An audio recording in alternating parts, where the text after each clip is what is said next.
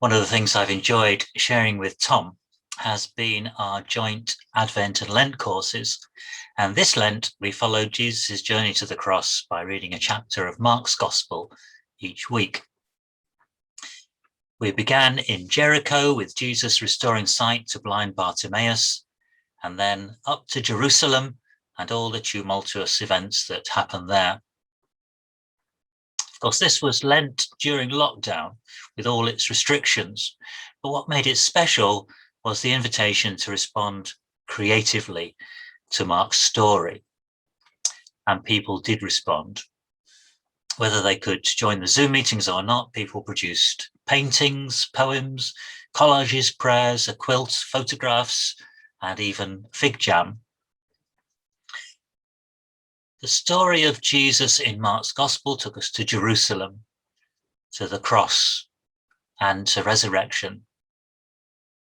St. Luke takes up the story, ending his Gospel and beginning Acts with Jesus' ascension. And then 50 days after Passover, we arrive at Pentecost.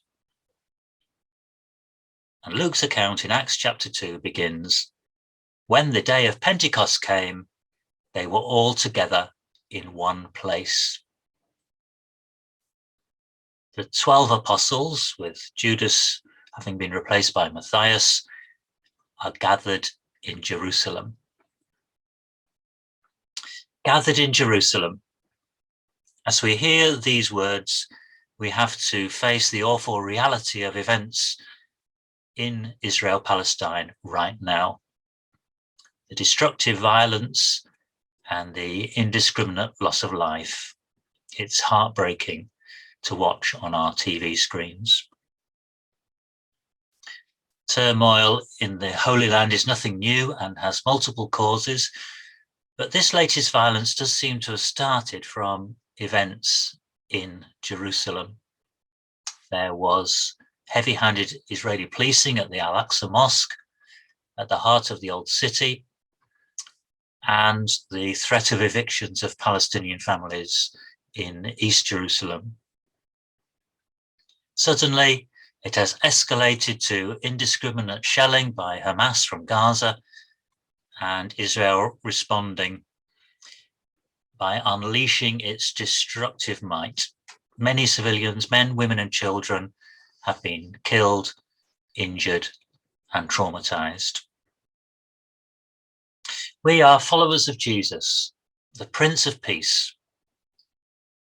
So we must pray for peace in the Holy Land, and we must work for peace wherever we can. We look back to the day of Pentecost and believe that God's Spirit can totally transform what might seem to us a hopeless situation. Think of those apostles gathered together in Jerusalem. God's Spirit came upon them and amazing things happened. They began to speak, and people from all nations could hear and understand them. The good news about Jesus was for everyone. This event has been called a miracle of translatability. The gospel message does not belong to one group of people speaking one language. God's Spirit is at work in translating the good news so that it comes alive in new ways in a new community. We cannot control the workings of God's Spirit. So I wish the Lusty family well as they translate to Upper Wharfdale.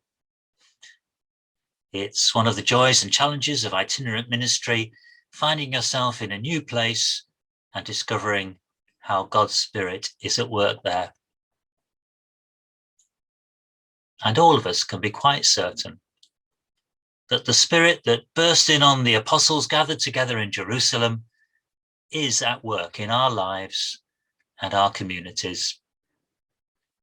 Things beyond our imagining are possible in Bramhope and also in Kettlewell. So thanks be to God. Amen.